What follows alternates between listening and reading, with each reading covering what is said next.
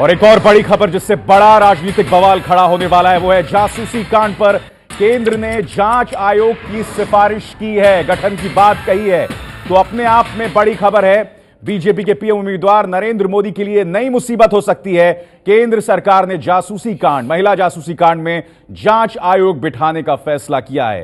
Cabinet ने जांच आयोग को हरी झंडी दे दी है, जिससे आप अंदाजा लगा सकते हैं कि आज की दोनों बड़ी खबरें और दोनों का सीधा नाता नरेंद्र मोदी से। हम सीधे रुख करना चाहेंगे प्रशांत का, जो उस वक्त मेरे साथ टेलीफोन लाइन पर जुड़ रहे हैं। प्रशांत, क्या इस कमीशन की डिटेल्स या बारीकियों के बारे में अभी कुछ पता चल पाया है? नहीं, बिल्कुल अभिसार, वो अभी तक धीरे धीरे हमें थोड़ी देर बाद हमें सब कुछ पता चलेगा। लेकिन अभी फिलहाल यही जानकारी है कि कैबिनेट ने कमीशन ऑफ इंक्वायरी एक्ट जो बना हुआ है उसके तहत एक जांच आयोग बिठाने का फैसला किया है। और ये जांच आयोग इसलिए भी ऐसा माना जा रहा है कि सरकार के भीतर कई दिनों से इस बात पे चर्चा हो रही थी, लेकिन अब इसलिए जरूरी हो गया क्योंकि सरकार को इस तरह से नए संकेत मिले थे कि गुजरात ही नहीं उसके बाहर भी ये जो पूरा जासूसी कांड है उसके पैर गुजरात से बाहर भी फंसे हुए थे। और इसलिए अब सरकार ने यह फैसला किया है कि जांच आयोग बैठाया जाएगा। तो आप बता रहे हैं कि कमीशन ऑफ इंक्वायरी एक्ट के तहत, और यही नहीं, चूंकि सबूत अन्य राज्यों में भी मिल रहे थे, तो साफ तौर पर नरेंद्र मोदी को घेरने की बाकायदा एक योजना के तहत केंद्र यहां काम कर रही है। बिल्कुल, देखिए अभिसार, ये जो फैसला लिया गया है इसके आपने बिल्कुल ठीक कहा, राजनीतिक बवेला मचने वाला है इस पर। बीजेपी थोड़ी देर बाद इसकी बीजेपी की जरूर प्रतिक्रिया आएगी और बीजेपी सरकार पर यह कहेगी कि राजनीतिक बदले के तहत ये पूरी कार्रवाई की जा रही है, क्योंकि केंद्र सरकार को इसका कोई अधिकार नहीं है कि जो मामला एक राज्य का है, राज्य के तहत आता है, उसमें केंद्र सरकार हस्तक्षेप करे। और इसलिए सरकार ने कैबिनेट की मंजूरी ली है, क्योंकि इसको cabinet commission of inquiry act के तहत इस जांच आयोग का गठन किया गया। तो निश्चित तौर से इस पर राजनीतिक बावेला मचने वाला है। आप अभिसार पूछ रहे थे कि कुछ बारीकियां पता चली है क्या? केवल 2-3 बातें मैं कहना चाहूंगा। ये पता चला है कि कमीशन ऑफ इंक्वायरी एक्ट को, जांच आयोग को अपनी रिपोर्ट देनी है और उसके बाद सरकार इस रिपोर्ट को एक्शन टेकन रिपोर्ट के साथ संसद के अगले सत्र में पेश करने की संभावना है। तो आप समझ सकते हैं कि नरेंद्र मोदी पर चूंकि चुनाव आ रहे हैं, ये मामला बहुत बड़ा हो गया था। कई महिला संगठनों ने राष्ट्रपति तक को चिट्ठी लिखी थी इसमें पूरी जांच के लिए, और राष्ट्रपति ने उन चिट्ठियों को और उन पिटीशंस को गृह मंत्रालय को भेजा। प्रशांत, मैं आपसे बात करते रहूंगा। इस वक्त हमारे साथ गुलेल.com के आशीष खेतान जुड़ रहे हैं, जिनकी गुलेल.com ने यह खबर जो है हमारे सामने लेकर आई थी। आशीष, अब जबकि केंद्र सरकार कमीशन ऑफ इंक्वायरी एक्ट के तहत इस मामले की औपचारिक जांच शुरू कर रही है, इसकी क्या अहमियत मानते हैं आप?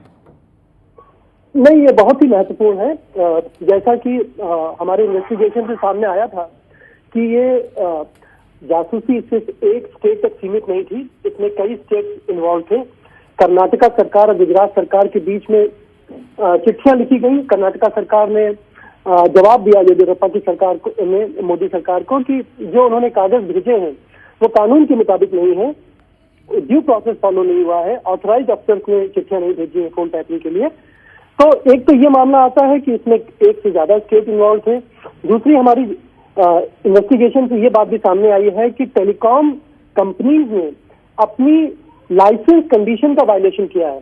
टेलीकॉम कंपनीज एक कानून के तहत फोन टैपिंग कर सकती हैं। टेलीकॉम कंपनीज को इंडियन टेलीग्राफ एक्ट का पालन करना चाहिए, लेकिन हमारी जांच में सामने आया है कि टेलीकॉम कंपनीज एक तरीके से अमित शाह और गुजरात की पुलिस के साथ मिलकर जिसका भी वो फोन चाहते थे वो टैपिंग पर लगा देते थे। तो ये सारे मामले एक राज्य सरकार इन्वेस्टिगेट नहीं कर सकती है, खासकर वो राज्य सरकार जो खुद ही पूरे मामले में एक मुलजिम के तौर पर या एक संदिग्ध व्यक्ति के तौर पर खड़ी है। तो इसलिए ये महत्वपूर्ण है कि इसकी एक निष्पक्ष जांच हो। अब ये देखना यह है कि ये जांच कितनी प्रभावी होती है, कितनी प्रभावी। आशीष, दो अहम चीजें हैं।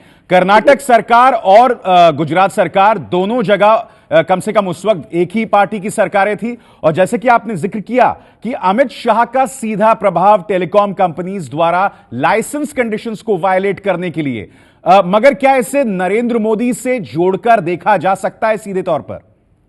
नहीं, इसमें नरेंद्र मोदी पूरी तरीके से जुड़े हुए हैं, क्योंकि ये बात बीजेपी ने भी मानी है कि नरेंद्र मोदी को पता था कि ये ऐसी सर्वेलेंस और फोन टैपिंग हो रही थी, लेकिन उन्होंने इस बात को ट्विस्ट देने की कोशिश करी कि ये फैमिली की रजामंदी के साथ हो रहा था, या फैमिली की खुद चाहती थी कि उनकी फोन टैपिंग हो।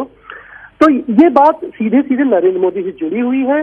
पूरे टेप्स में हमारे पास करीब 300 से ज्यादा टेप्स हैं जो हमने 2 पार्ट्स में पब्लिक के सामने रखे, पब्लिक डोमेन में रखे। उन सभी टेप्स में बार बार एक साहिब की चर्चा होती है, साहिब की चर्चा होती है। पूरी फोन टैपिंग एक साहिब के लिए की जा रही है। और यही नहीं इंफॉर्मेशन आशीष, यही नहीं पहले कहा गया कि पिता के कहने पर हो रही थी, बाद में पता चला कि फैमिली की भी एक तरह से इस मामले में जांच हो रही थी, जिस तरह से उस लड़की की। ये हमारी जो हमने अभी जो दूसरी श्रृंखला में जो टेप सामने रखे हैं उसमें बिल्कुल साफ हो जाता है कि कहीं भी ना फैमिली को ना उस महिला को पता था कि इसकी जासूसी हो रही है।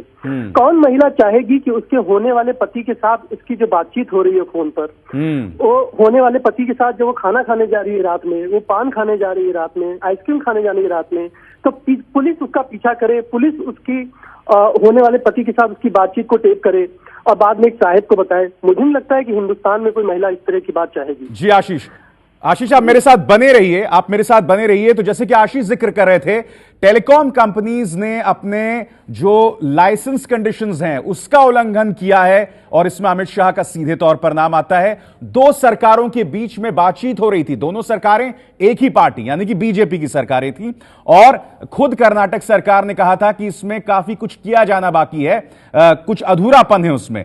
तो इस तरह से सीधे तौर पर अमित शाह इसमें घिरते हैं और जैसे कि आशीष अभी बता रहे थे, नरेंद्र मोदी भी कहीं ना कहीं इस मामले में लपेटे में आ रहे हैं। मगर ये पूरा मामला है क्या, आइए देखते हैं रिपोर्ट। कोबरा पोस्ट और गुलेल ने प्रेस कॉन्फ्रेंस कर एक सीडी जारी की। सीडी के मुताबिक साल 2009 में एक लड़की की निगरानी की गई। निगरानी कर रहे थे एटीएस के उस वक्त के एसपी जीएल सिंघल और इनको आदेश दे रहे थे तत्कालीन गृह राज्य मंत्री अमित शाह। दावे के मुताबिक अमित शाह को भी किसी साहिब से आदेश मिल रहे थे। And to me, this whole story is about how this woman, the way she was being surveilled across wherever she went, to hotels, gyms, hospitals, visiting her relatives, friends, and the 24-hour sort of phone tapping on her and physical surveillance. Innocent woman who was not a terrorist, who was not a criminal, clearly abusing and overreaching their powers and surveilling this woman. आरोप लगे तो लड़की के पिता ने एक बयान जारी कर कहा कि उन्होंने ही अपने पारिवारिक मित्र और गुजरात के मुख्यमंत्री नरेंद्र मोदी को अपनी बेटी की देखभाल के लिए कहा था।